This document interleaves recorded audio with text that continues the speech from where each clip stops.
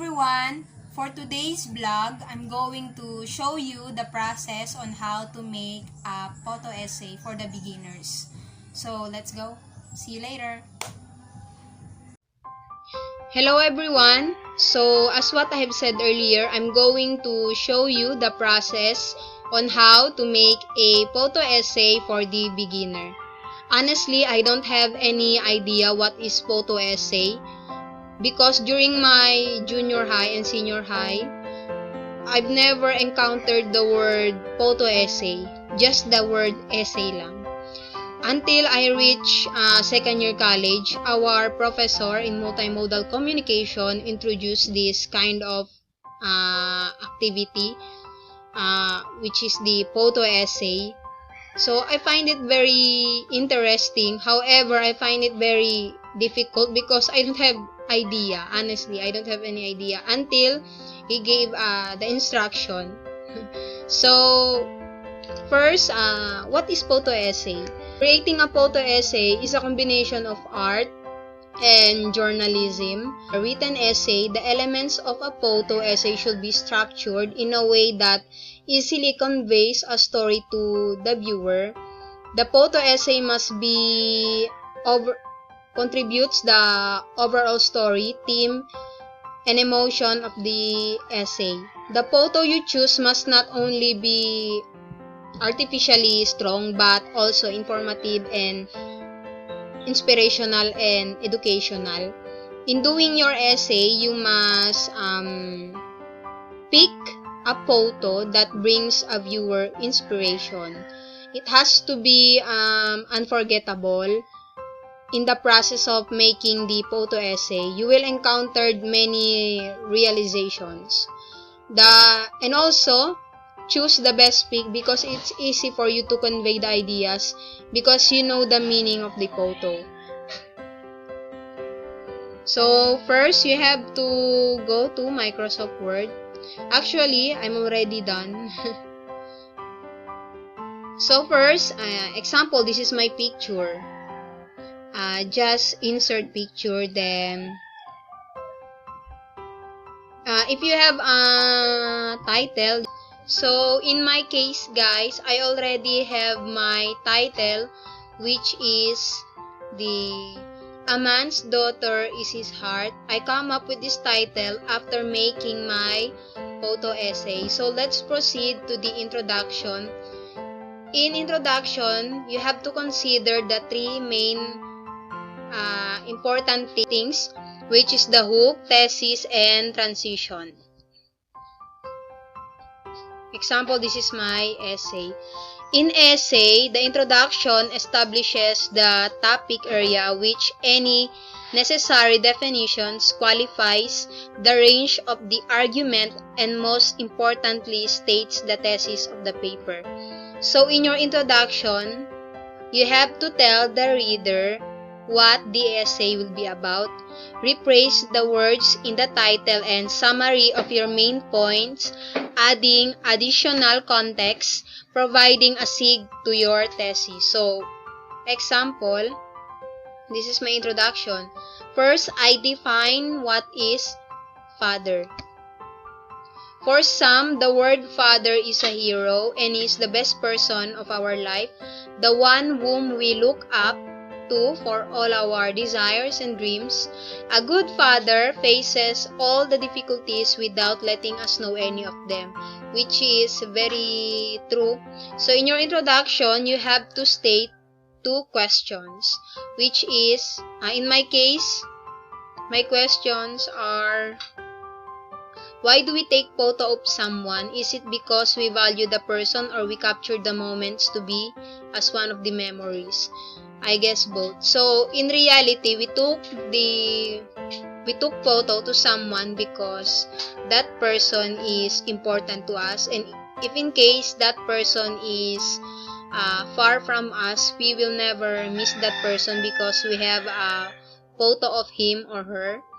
So as you can see above, as you can see in my photo, my topic or my subject rather is not the rice field but my father.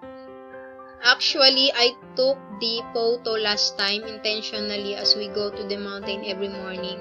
Sorry for the picture because my camera is not that good. Honestly, I have a good father. Having a good father like him, it's like all the problems will be solved. This is my feeling towards him. Every morning, here's my short story. Every morning, we go to the mountain to harvest some cassava or sweet potato and woods. Then we sell it in the market. Then later on, pag uwi namin sa bahay, meron na kaming bigas. So my father is very versatile. He is very dedicated, very hardworking. So that's a short story that which I put in my introduction. For some reasons, I've never seen things difficult if he is with us. As what I have said, he is very hardworking, a very loving husband to his wife, and a loving father to his children. So in my introduction, if you are going to make a photo essay, it's very important to have a thesis statement. My thesis statement here is a father's special dedication, the quality of a father that he sets in his children, the price of having a great father, and a father's dream. Our professor told us to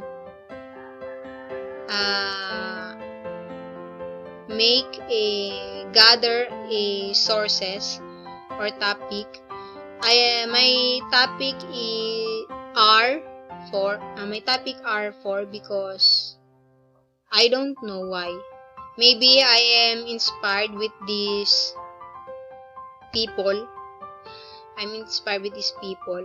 It's very important, as what I have said in introduction, having a thesis statement, because the introduction is also the first contact. The audience has the argument. It is therefore the first and perhaps the most important place to win an attentive and sympathetic reading. So that's all for my introduction. So let's proceed to the body. So guys, this is the body in my photo essay. Actually, I have 4 sources that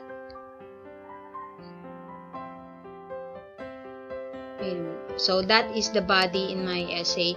So in making your photo essay, the body is very important. We have to consider the following main points: introduction, explanation, conclusion that lies to thesis, transition. Of course, we have to use a summary, make a comparison and contrast, provide also examples, propose cause and effect, and of course, source, which is very important in the body of your photo essay, wherein a source is the place where you gain info used in your writing, like this. My source is, example is Read Mike Now 2020. So a source can be printed document or an online document, a speech or a quote. In my case, I use quote, and I also read an article. And the best, you can also gather from radio program or even in television, but the best source are those in which your reader can go back and verify for themselves the information that you utilize. So example of this Read Mike Now 2020, place in text citation in the body of your paper to acknowledge the source of your information. This is meant to be shortened version of the full citation that appears on the final page of your paper. So after reading this article of Read Mike Now 2020, which I've read about the father and the son relationship. Their bond is very unbreakable. Their name, Nick and Rick Hoyt, in an Ironman triathlon. They've been in many races as father and son. This includes marathon as well as Ironman triathlons and more. Winning any race has never been their goal. Simplify finishing the race within the allotted time is what makes them feel like winners. Actually, guys, if you have time, take time to visit the article, Read Mike Now 2020, or even watch it on YouTube because the video is available there. You can see their bond, and you can also see the sacrifice of a father for his son. Actually, his son has a cerebral palsy, at yung gusto lang ng anak niya is to compete on the marathon. So the father, he pull a boat so that yung anak niya can feel that he can swim, and then he put his son into a special bike, and then it's like nasa harapan yung anak niya, then siya yung nagmamaneho ng bike. So they race together. So if you are going to watch the video and read the article, which is Father's Special Dedication, it was emphasized there that sky is the limit. A father will do everything for your love. He will pull a special boat, as what I have said, so that you can feel that you can swim. He will carry you in a bicycle and let you feel the race together. Actually, we cannot deny that there are people in the world who is judgmental. They will throw tons of laughter, tons of question because dahil sa mga ginagawa, ganun. But then, mananaig pa rin yung pagmamahal ng isang ama sa kanyang anak, which is very interesting, and I relate that.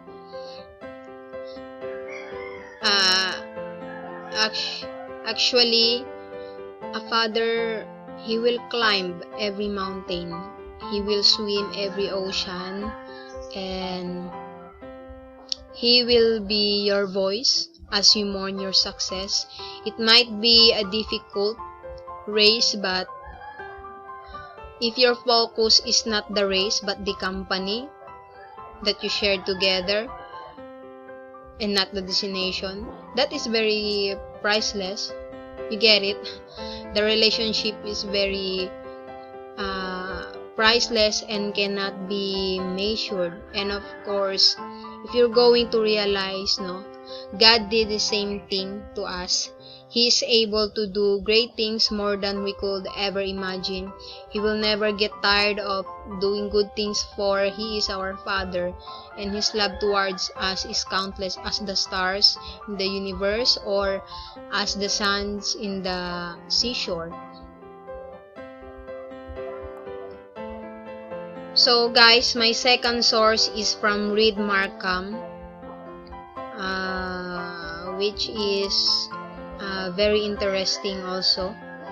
His quote is about the quality of a father that he sets in his children.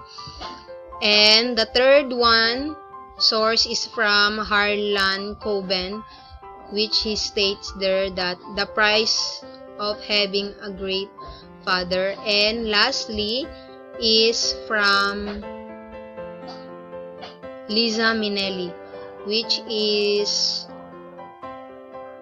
state there a father's dream. Actually, if I'm going to discuss my body in the essay, it is the duty of our Father to lavish His love, His tender moments to His children.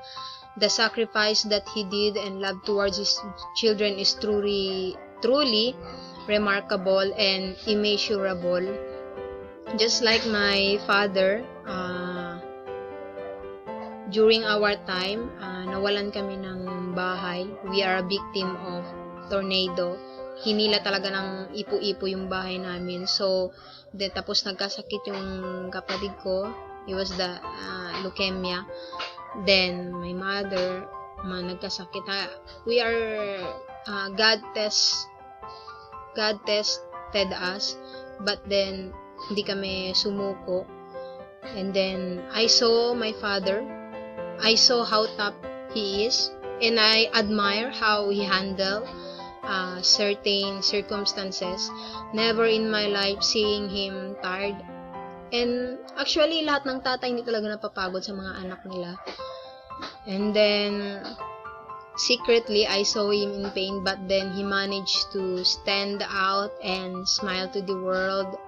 Honestly, that gives me courage to hold on tight, because he says there that you will get wounded many times in your life.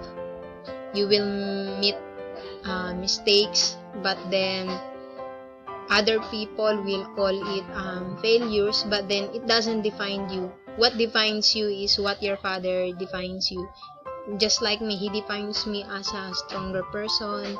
He defines me as his princess. So that's why I admire those father who never stop, who never surrendered their love to, especially sa kanilang mga princess.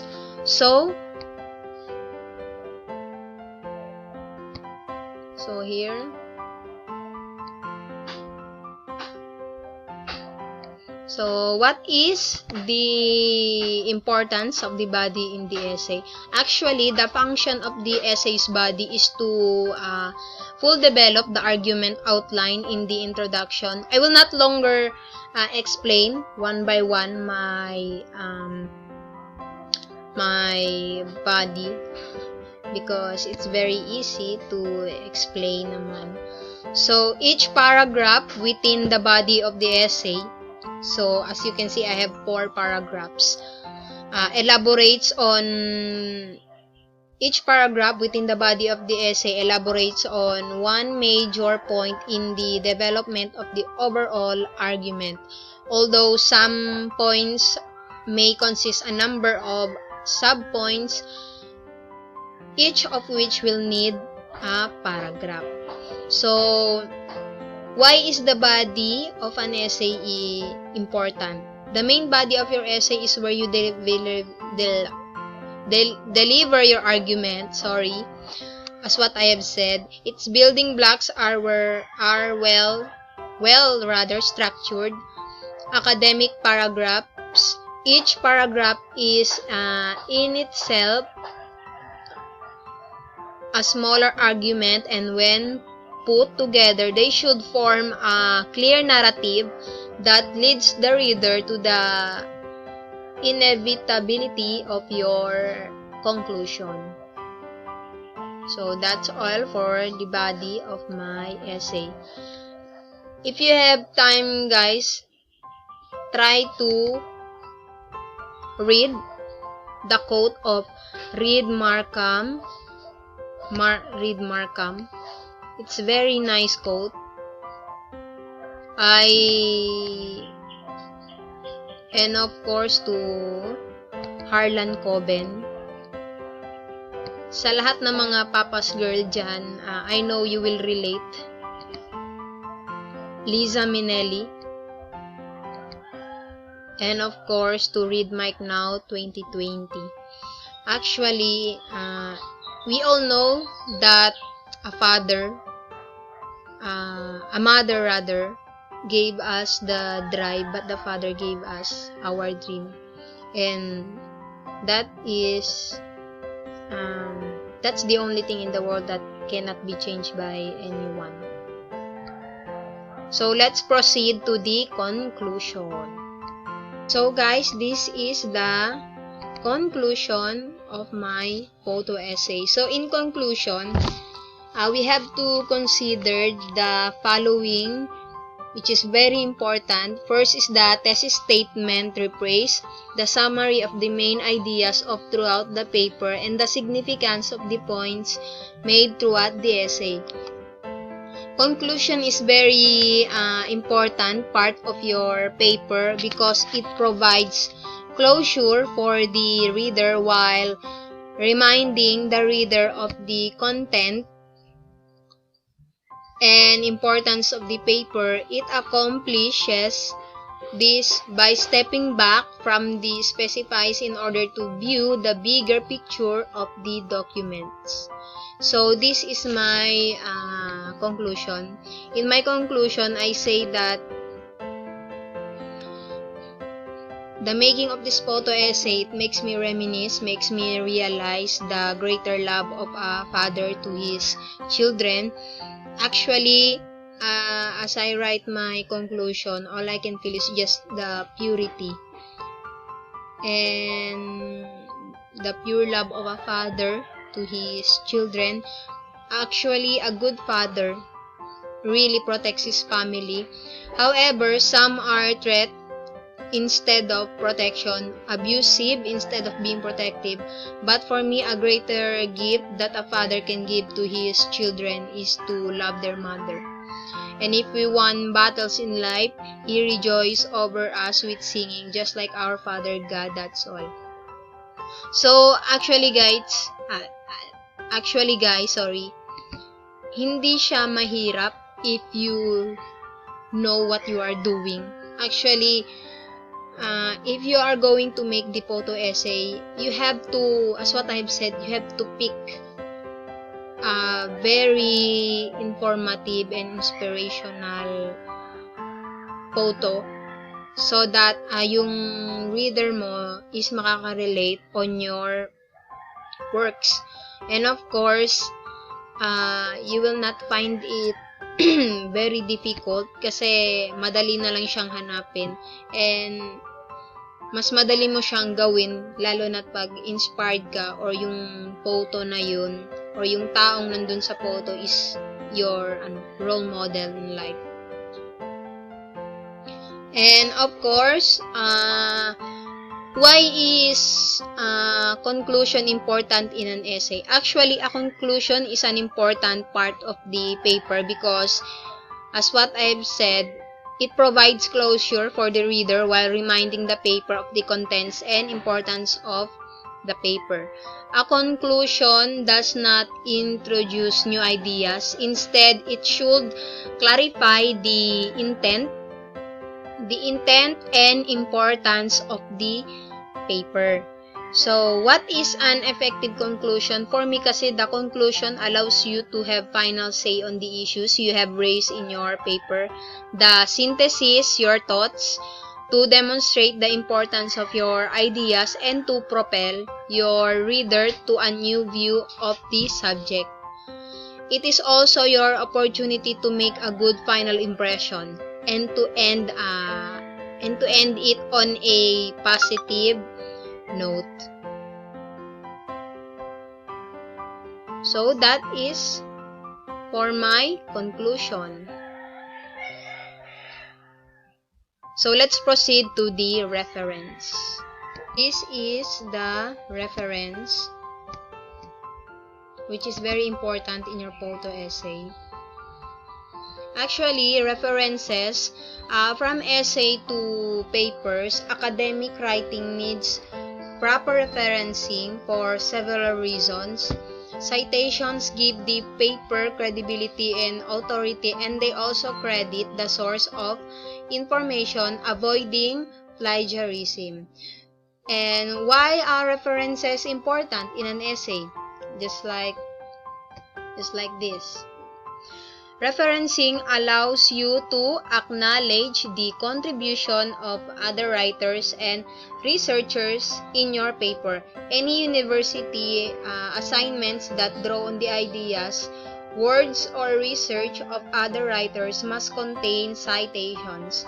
Referencing is a way to provide evidence to support the assertions and claim in your own assignments. So, that's all, guys.